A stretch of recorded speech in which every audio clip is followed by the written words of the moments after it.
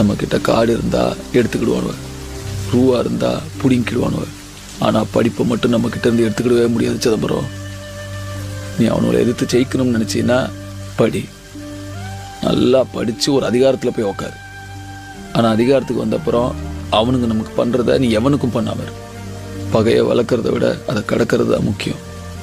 ஒரே மண்ணில் பிறக்கிறோம், ஒரே மொழி பேசுதோம். இது ஒன்று போததா எல்லாரும் சேர்றதுக்கு?